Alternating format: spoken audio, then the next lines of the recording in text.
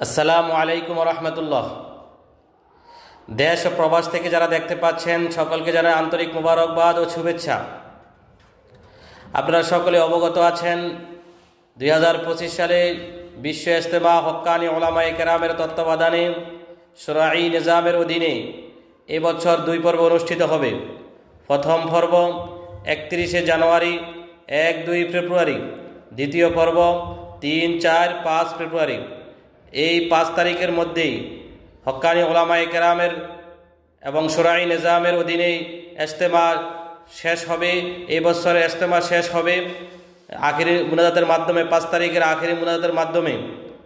এর পরে যারা সরকারি সহযোগিতা নিয়ে বিভিন্নভাবে কুচক্রী মহলের সহযোগিতা নিয়ে ইজতেমা করার জন্য চেষ্টা করবে, তারা হলো জাতির দুশ্মন, উলামায়ে কেরামের দুশ্মন, মাওলানা ইলিয়াস রহমতুল্লাহের দুশ্মন, আকাবের ও আসলাফের দুশ্মন।